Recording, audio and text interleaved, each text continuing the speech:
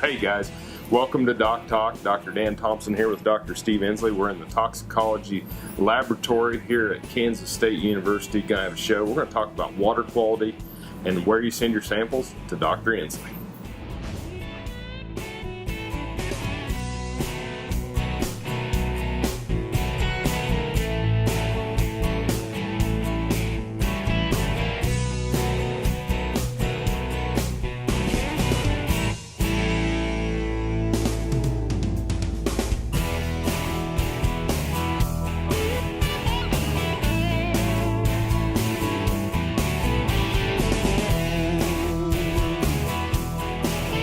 Closed captioning brought to you by Ag Promo Source. Together we grow. Learn more at agpromosource.com. This segment brought to you by Kansas Regenerative Medicine. Your stem cells, your health, your life. Hey folks, welcome to DocTalk. Dan Thomson here with my friend and colleague, Dr. Steve Insley. We're here at Kansas State University's College of Veterinary Medicine, and we're here in the tox section where Dr. Insley is the director of toxicology here at Kansas State, and we're going to talk about something you know. Right, so water quality is a real interest of mine. That's what my master's and PhD were on, or drinking water quality. So I've got a real interest, and I think it's probably the most important nutrient that we have that we don't even look at most of the time. So when you tell me a little bit about what your background was, what kind of research did you do on? So my master's was actually drinking water quality of swine, and so we looked at the drinking water and measured probably 20 different parameters of the water, from the minerals to nitrate to coliform, and then tried to correlate that with any production or reproduction effects. And my PhD was on dairy cattle, and basically the same thing. We looked at these parameters of drinking water to see if what effects they did have on animals. And there's, it's a big, drinking water has a big impact on dairy cows, especially because 80%, 90% of milk is water. So it's directly related to water consumption, how much milk production you can get. Well, and we see it correlated in feed yards to intake, and if there's something off with water and we decrease the water intake, we're going to decrease feed intake, and if we decrease feed intake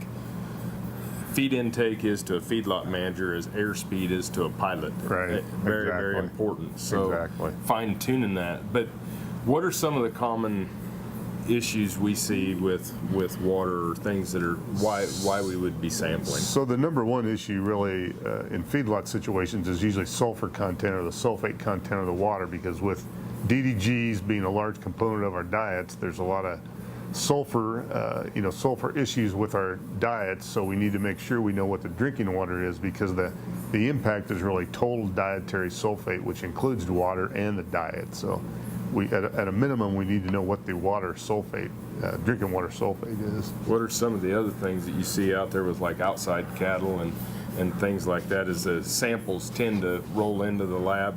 So I just had a call this week from Bazine, Kansas, where they actually hauled water and they were hauling it in a fertilizer tank. They just used to haul fertilizer, and so they had nitrate issues in the drinking water and killed about 10 cows in a half an hour. But so drinking water, my drinking water parameters are nitrate, coliform for the bacterial concentration, the total dissolved solids. And to me, that's number one thing I want to look at, and then sulfate concentration. Awesome. Well, let's take a break. Let's go to commercial.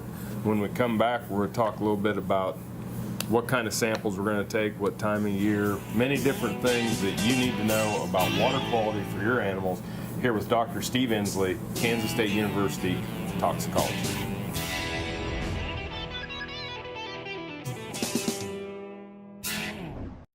Valley Vet Supply is devoted to providing information and professional quality products at reasonable prices. ValleyVet.com, ValleyVet.com, Valley Vet Supply. No matter where, no matter why, the Veterinary Health Center at Kansas State University is committed to providing quality patient care to animals and exceptional customer service to their owners. From routine checkups to emergency and specialty care, our world-renowned specialists and experienced professionals are here to discover, to teach, and to heal. Let us know. How can I help? How can we help? Healthy cows start with the new hired hand automatic livestock sprayer. Rancher invented to provide an efficient alternative to pour-on and injectable parasite management systems. The portable design allows cattle to treat themselves head to hoof. Strategic device placement with pass-through activation technology takes the stress out of parasite treatment for cattle and the rancher, leaving more time to tend to other vital tasks on the farm. To learn more, visit cowsprayer.com. The new hired hand makes healthy cows easy. Ag Promo Source is a unique group of marketing specialists with one mission: help your ag business grow. Each affiliate has their own area of expertise, and they work together to bring you advice, products, and services. To get started, visit agpromosource.com. Ag Promo Source. Together we grow.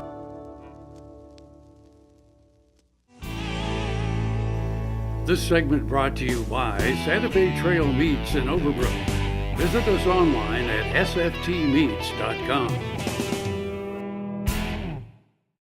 Hey folks, welcome back to DocTalk. Dr. Dan Thomson here with Dr. Steve Ensley. We're on faculty at Kansas State University, and Dr. Ensley and I go way back. We've spent a couple of decades together, and he's one of the people that really gets it. He's a former practitioner. His father is a practitioner. He understands the component of service and how the university can provide service to the stakeholders, which is the producers, the veterinarians, and beyond. Right. And so utilize our tox lab, utilize our services.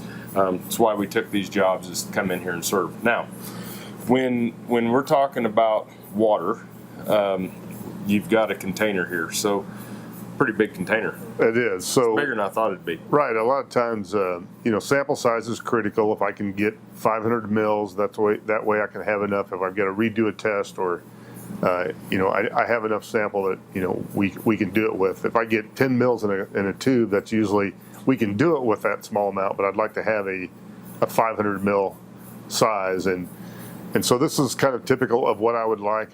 Most of my samples actually come in pop bottles. It was on a dash. Somebody washed it out. Beer can, whatever. And I can use any of that water, but ideally I'd like to have a dedicated water sample that was collected aseptically as you can collect it, and mainly for the bacterial contamination that we want to look at there. So when you collect water, there's a couple of things I think I'd like to have you be aware of. So a lot of times it's collected at the wellhead or where the water comes out of the ground.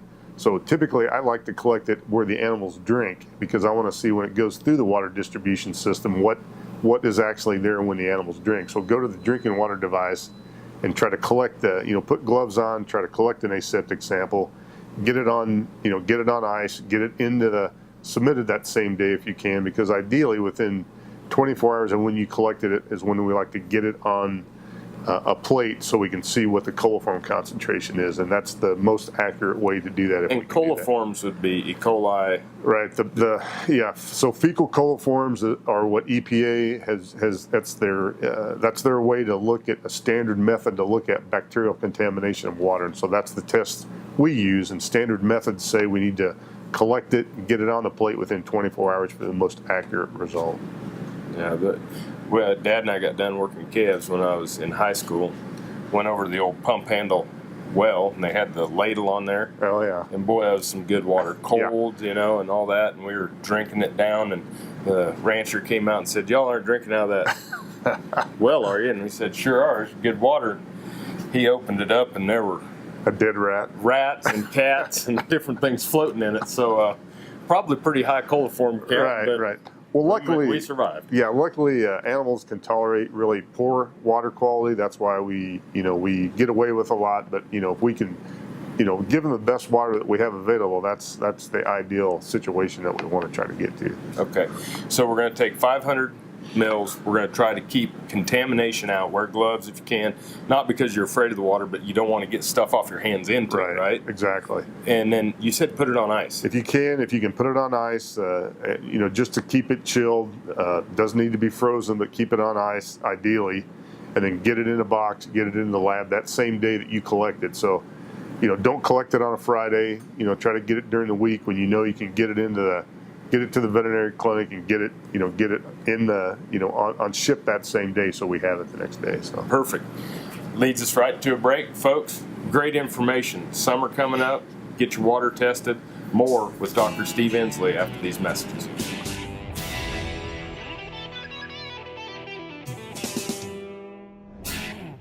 Sure Crop Fertilizers was started by my father, Don Sherman, and my mother, Shirley Sherman. Family business that started in the 80s.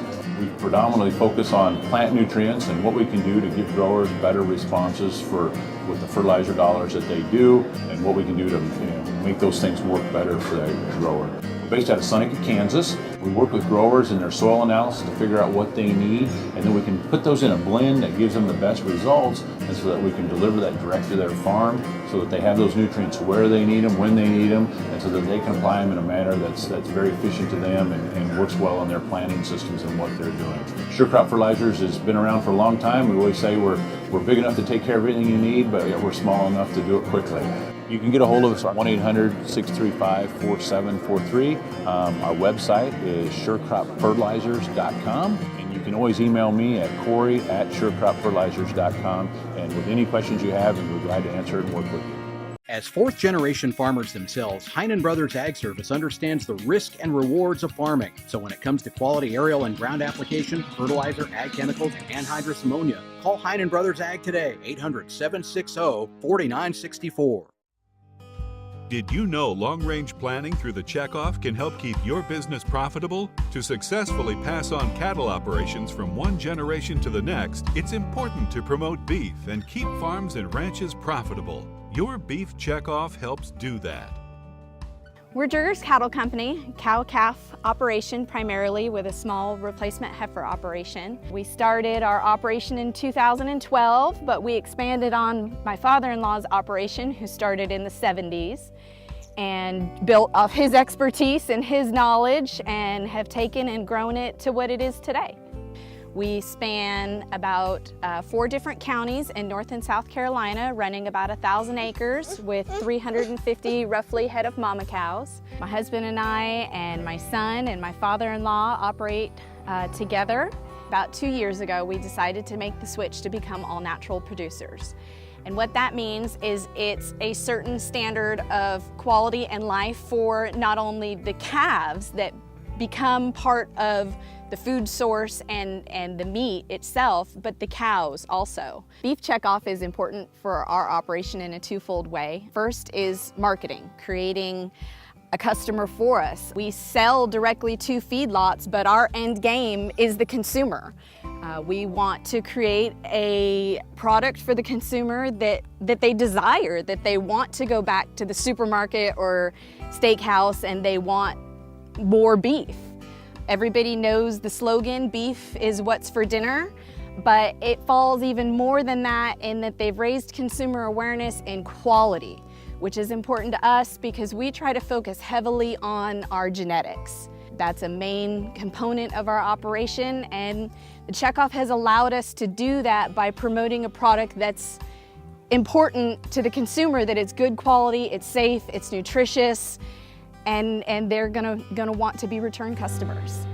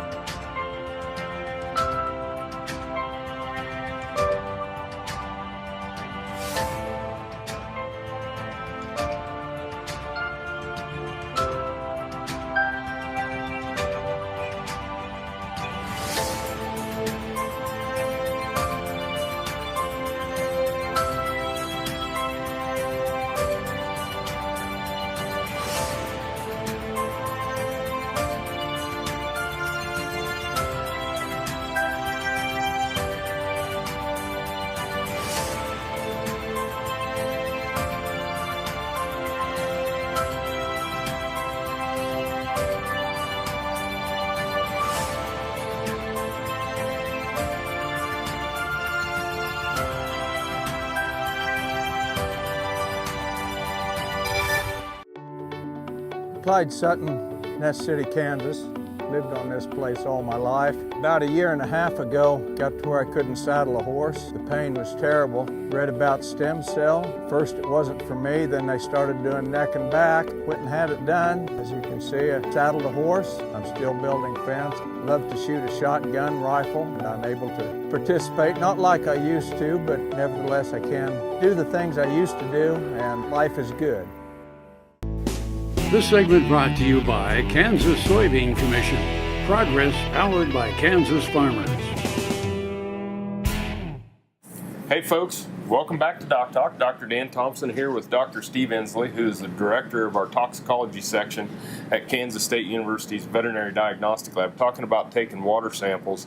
And you know, I as we talked during the break, that hauling water, you got to have a dedicated tank. Right. So what the issue is, I've already seen it this week. If you have a tank that you use, big plastic polypropylene tank that you've used to haul fertilizer of any kind, you can't clean that enough to ever use that to haul water for animals. So if you have to haul water, if you're low on water, or no water supply for the animals, and you have to haul water, you have to get a dedicated tank that only hauls water, because there's no way to get the urea and the nitrate out of the tanks that you've hauled fertilizer with. Because when I see death loss, that's always the scenario, and it's very concentrated. We kill animals very quickly because solubilized nitrate or urea is a great way to kill animals very fast, especially if they're thirsty.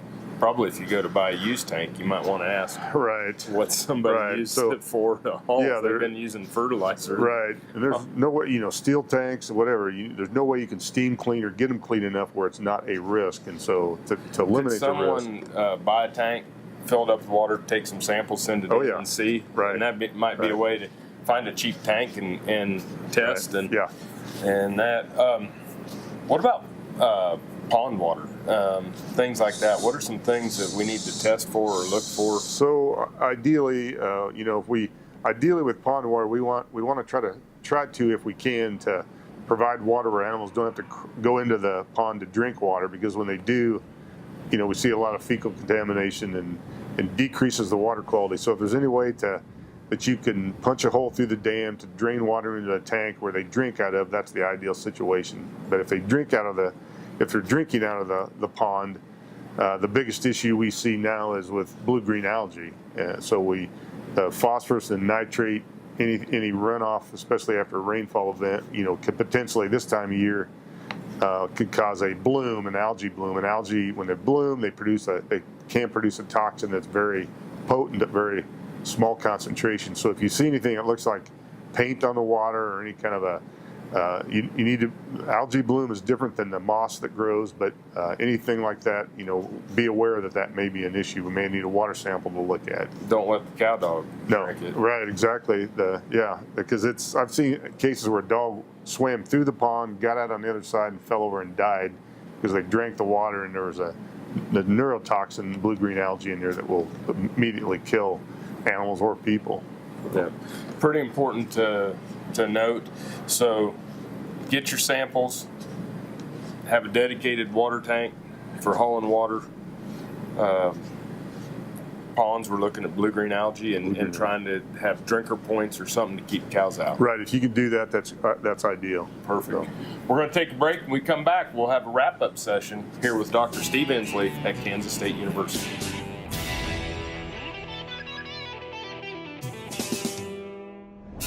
Hi, I'm Kim Mandring with Hardy Insurance. I'm here to help you with all of your farm and ranch needs. When it comes to protecting your operation and your family, you need a name you can trust at a price you can afford. Call me today or visit hardyaviationins.com.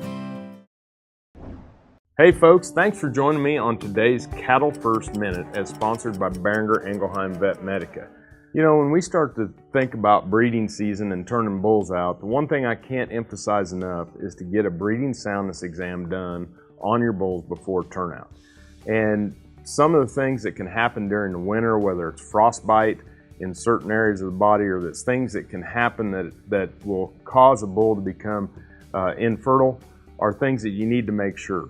The other thing that's very important on a breeding soundness exam is we have to make sure that we don't have lameness or issues with the feet because no wheels, no calves. So making sure that we have a sound bull structurally, making sure that we have one that's fertile and one that can produce enough sperm and enough volume with enough motility with no defects in the sperm is vitally important to making sure every year before you turn out to ensure that you get a calf crop, at least from the bull's point of view. When you're in the cattle business, no matter how much it's a business, it still starts with cattle. It's this basic notion that sits at the core of how we approach things at Behringer Ingelheim. We understand when you put the cattle first, it just naturally leads to doing the right things. If you want to do well in this business, you start by doing right. Take care of the cattle, and they'll take care of you. We do business with Blueville because of the quality of their work. It is excellent quality, and because they make a commitment to their customers. We enjoy the benefits of hiring a good company to help us maintain this home. We will always do business with Blueville. We have for many, many years, and there's no reason for us to look for any other service. This segment brought to you by Kansas Farm Bureau, the voice of agriculture. To join today or more information, go to kfb.org or find us on Facebook or Twitter. Hey folks, welcome back to DocTalk. Dr. Dan Thomson here with Dr. Steve Ensley. We're here in Kansas State University in the toxicology area of the diagnostic lab. We're very proud to have our native son back to Kansas and here in Kansas State, and great teacher. You're talking about we've changed these beef cows now to milking a lot more, and that just puts more pressure. Yeah, exactly. So we have all these high milk EPDs animals that are producing a lot of milk, so they need water. So in any animal production situation, the water quality is very important. I want to have that optimum, but water availability is the biggest issue. I see if we can't get water to the animals in an adequate amount, when they come to drink, have a drinker or drinking device, or have adequate area to drink or water supply, you can produce enough water at that time they need it, because quality is very important. But if water availability trumps that every time, so you have to have enough water available on a hot day when they drink or they've eaten and want to go drink, that everybody can drink and get an adequate amount of water. So yeah, we say in the NRC that cattle drink 5 times their dry matter intake in the summer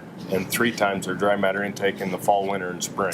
Exactly. So it almost doubles the water amount that these animals need. Plus, you put on that they're milking and we turn them out with their calves. Right. The calves are starting to really take off. Yeah, they're demanding. So genetically we've got a really high production animal. If you want to perform, for them to perform at their optimum, water availability is a huge issue. It's a nutrient only second to oxygen. Right. That's what I say. Water.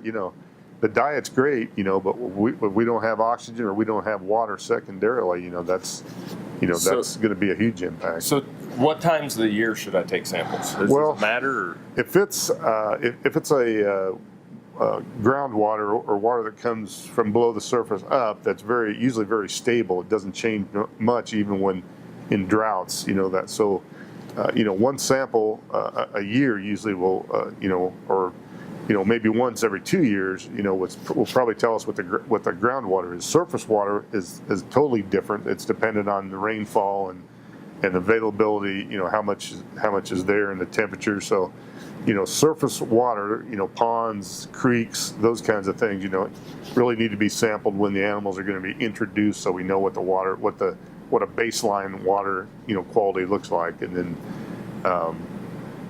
for the summertime, May 1st, we can get it when they go after. That's a good time to sample the water. So before turnout or when we turn cattle out, test the water.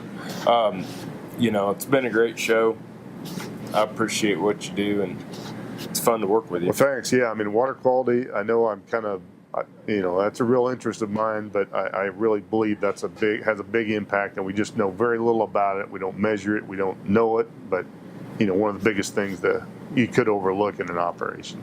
Folks, Dr. Steve Insley here at Kansas State Toxicology Department Veterinary Diagnostic Lab. Thanks for watching us. Make sure to work with your local veterinarian. If you want to know more about what we do at DocTalk, you can find us on the web at www.doctalktv.com. I'm Dr. Dan Thomson with Dr. Steve Ensley, and we'll see you down the road. Closed captioning brought to you by Ag Promo Source. Together we grow. Learn more at agpromosource.com.